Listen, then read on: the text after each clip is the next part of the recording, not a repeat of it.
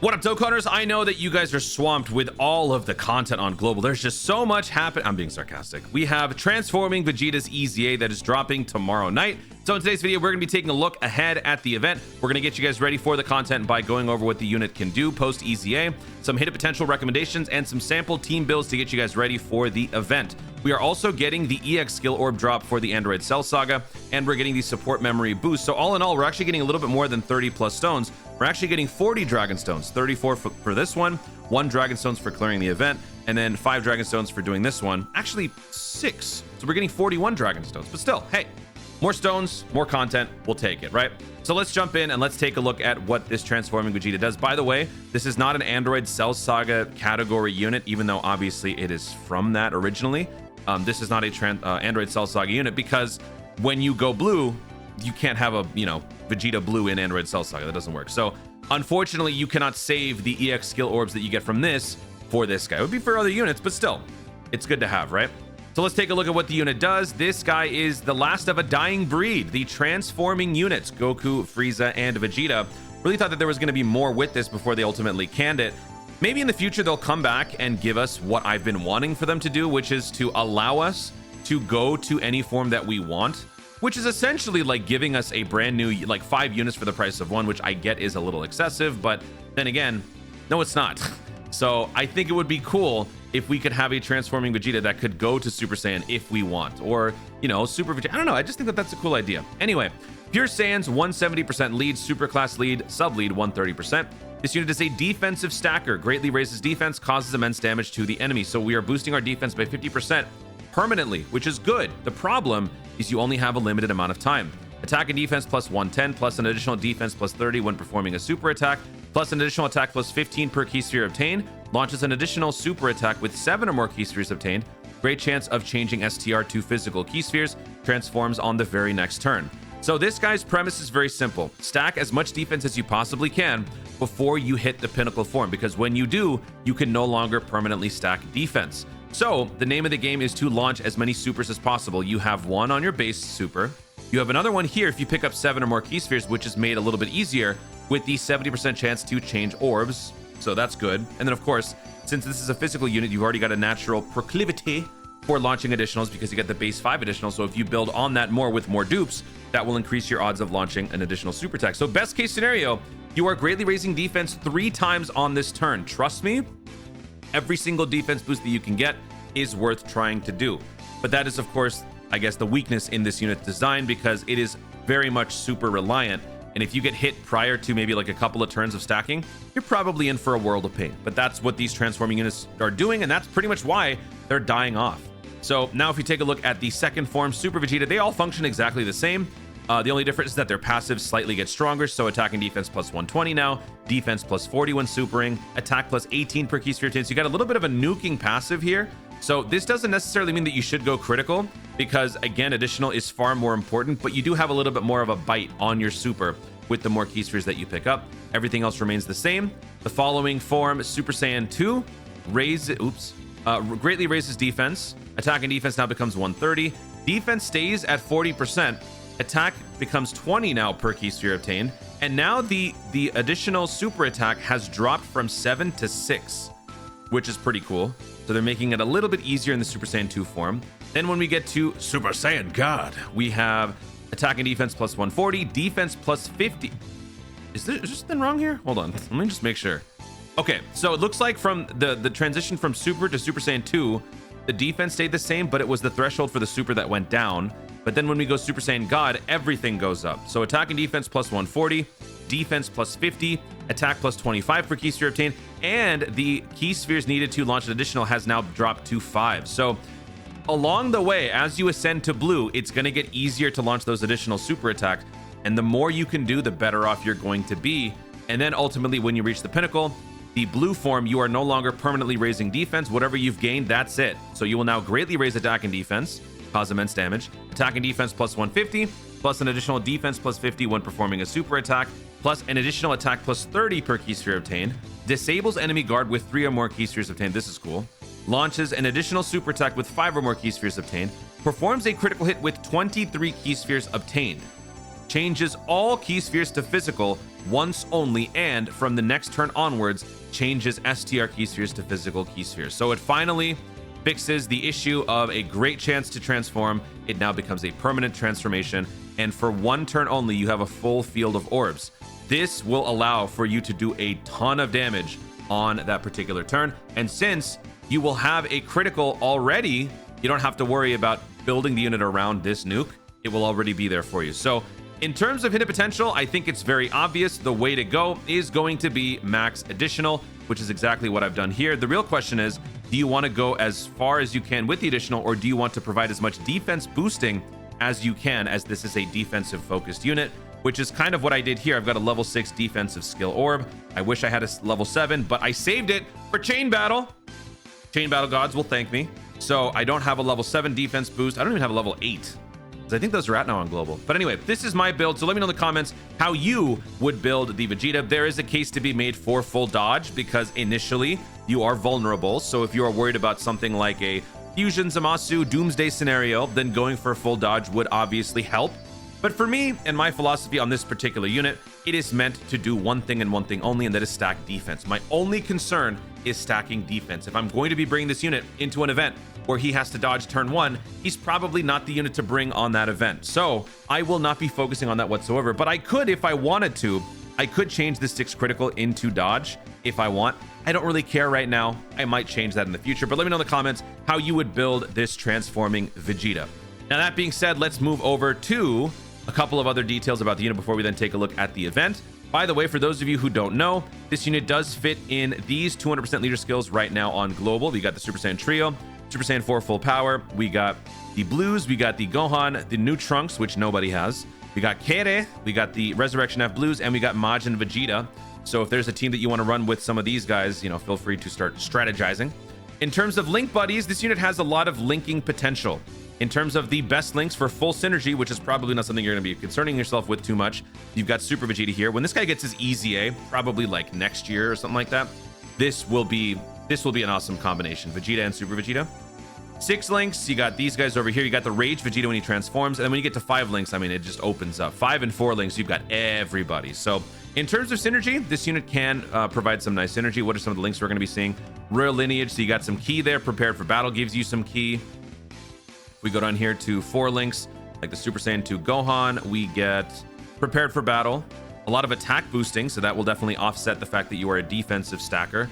So yeah, good synergy for the transforming Vegeta. Now, if we take a look at the event, standard event progression, since this is a TUR EZA, it is 30 stages, therefore 30 stones obtained, 1 per stage. Sworn enemies is the category weakness, and when you consider the mission down here, where you can get 4 more stones, that brings our total to 34. But like I said, we are getting 34 plus 1 plus 6. So that's actually 41 Dragon Stones that is obtained through this content drop. So on this event itself, the only thing you got to worry about is that he gains an 80% damage reduction against Tech and Super.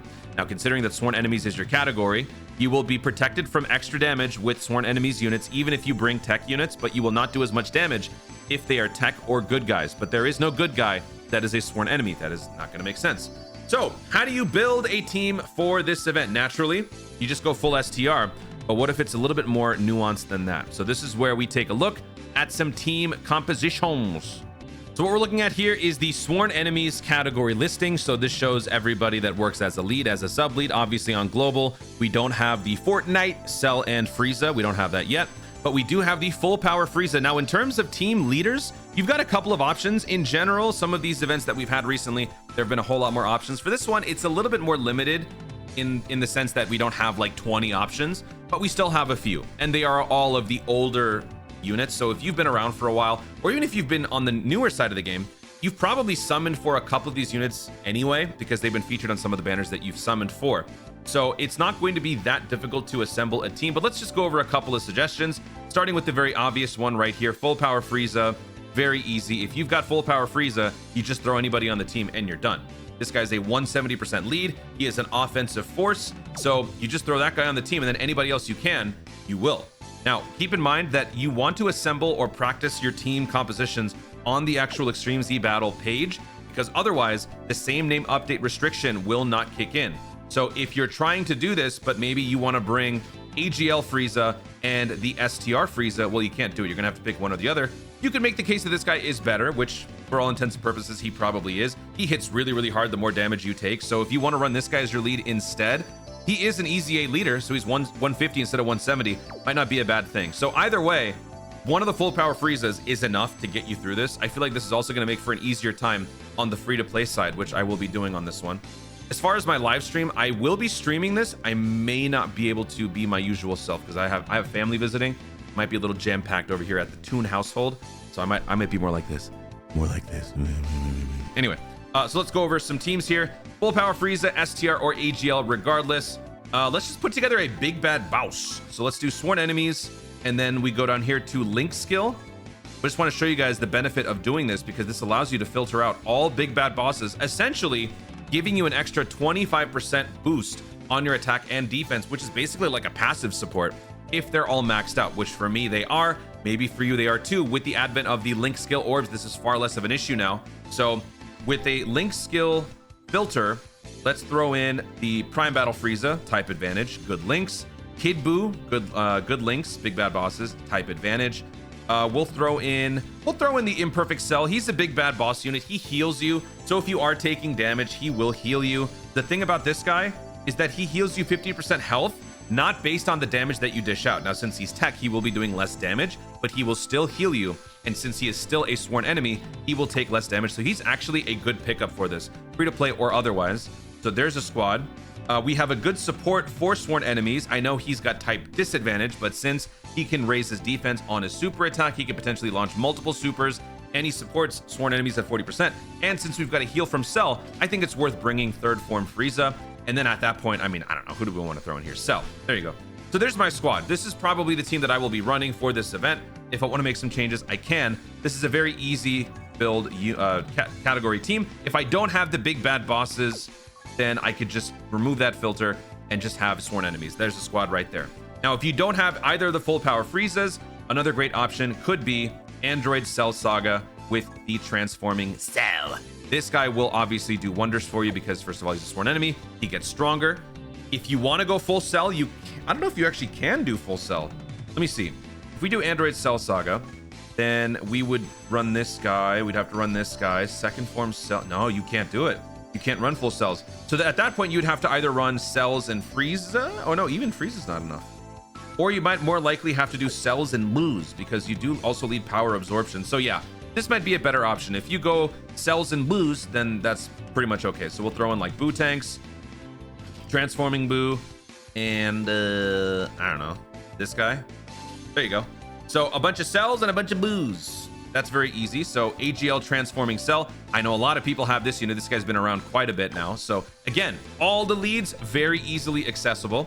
Let's take a look at a couple more here. So let's try Kid Buu. So he leads Battle of Fate and Majin Buu Saga. So if we do Kid Buu, then this guy would be the lead, 170% lead. He will do a ton of damage for you. If you've got the LR Super Buu, he does well, but I think transforming Buu would be better for this one. So let's throw him on there. We've got a power absorption support. LR Buu tanks. This guy will heal you if your health drops really, really low. He'll heal you 40%, which is nice. And then this guy, sure. There's another squad that works. Full regen team. You've got some big bad boss connections. So this guy will, this team should do well with regen and some good synergy. You should be able to do okay. Couple more here. Golden Frieza is another option for you. So if you don't have Buu or Cell, or the full power Frieza, you could do a Resurrected Warriors version of the team. So let's go down here and find Resurrected Warriors. Your three options for the Golden Frieza lead would be the LR Golden Frieza, the Int Universe 7 Golden Frieza, or the Physical Golden Frieza. Any one of these would work for you because all of them lead Resurrected Warriors. This guy leads at 150. This guy leads at 170. Where did my music go? Music! Thank you. And then this guy leads at 150, 170? Yeah, 150. So any one of those will work as your lead, and then depending on who you bring, just fill out the rest of the roster. So let's do, Demon King Piccolo. If you do have the Demon King Piccolo support, great option for this event because this unit provides the extra key and support now. Also medium chance to guard, plus since you're a sworn enemy, yeah, you won't do as much damage since you're tech, but you will tank much better. So that guy will be great for you. If you don't have that, not a big deal. And then just bring some of the classics that we mentioned before. Perfect Cell, Kid Buu, dare I say even Mercenary Tao. If you need to fill a spot, this guy's a Super Strike event renewal. A lot of free-to-play representation here, so let's just take a couple of free-to-plays out, because I know some people are like, free-to-play. Okay, so let's throw in that one. And then let's do, I don't know, this one. There you go. This Super Strike event renewal Frieza is also good, because when you have a full resurrected warriors rotation, you have a high chance to crit. So he will also fit nicely on this squad right here. So there's the resurrected warriors. And then for the final one, if you don't have any of these guys, but you still have, or you still want to run a sworn enemy squad, very easy. You just bring Transforming Frieza. Transforming Frieza is a catch-all because he is an extreme class sub lead of 130. Well, not a sub lead, that's his main lead, but it's a sub in the sense of how much it can do. 130%. It's fine, because if this guy's your leader, yeah, your leader skill's a little bit lower, but your friend unit will very obviously end up being one of the full power Friezas, so you'll be fine. It's not a problem. He won't do a ton of damage. He will heal you. He'll keep you stable. Plus, he's got the big bad boss connection. So you bring tech transforming Frieza, and then just throw in anybody else that you can. So let's just say you don't have full power Frieza for argument's sake. We'll throw on this guy. We'll throw on Cell. So far, we're not doing too hot in terms of personnel. Let's bring in Kid Buu, and let's bring in Evil Skinny Buu, and I don't know, second form Frieza. Pretty messed up looking team, but you will still be fine because Kid Buu and your friend leader full power Frieza will do enough. You will be just fine. And then in terms of the free-to-play side, this one I think I am going to try out. Not the most promising, but I think for the first time in a while, I will be trying this out. I decided to go with the Terrifying Conqueror's leader skill. So that gives us a little bit more of a boost here. So I made sure to have every sworn enemy who is a Terrifying Conqueror fit onto the squad, which also happens to fit for the LR AGL full power Frieza. So all I gotta do is just survive long enough to have that AGL LR full power alongside either this guy or this guy, and we're good to go. This guy sadly doesn't have big bad bosses, so I would prefer it be this one. Does anyone else here have big bad bosses? This guy does, right? This guy does too. So yeah, we've got 3 units that I would prefer to have on the rotation with him, and if I can get that, we'll be great. So yeah, the free-to-play run should be fun at the end. But anyway, that is it. There you have it. That is a full preview of the upcoming Transforming Vegeta EZA. Hopefully you guys are ready for it. Hopefully you guys have a spare SA5 ready to go. If you're a veteran Dokkaner like myself, hopefully you do. Let me actually see where mine is. I think I do. Physical, Vegeta's family, who is a Super Saiyan. This. Yep, I got mine ready to go. So I will not be burning any Kais in the making of this EZA. That is how you Dokkan responsibly. Guys, thank you so much for watching. If you enjoyed the video, be sure to leave a like down below. Let me know in the comments, what is your hidden potential build recommendation for the Transforming Vegeta? Do you think that something else should be thrown in there instead of just additional? What are your thoughts on the upcoming content coming up? Support memory boost, the link skill thingy, or the EX skill orb thingy. What team do you got ready for the upcoming Sworn Enemies Bash? And let me know in the comments if you guys are excited for possibly Omega Shenron coming up next on Global. Let me know your thoughts in the comments down below. Also, be sure to subscribe for more Dokkan content in the future and click the notification bell so that you let you know when I say more of my stuff. Thanks again. Stay tuned and remember to Dokkan responsibly.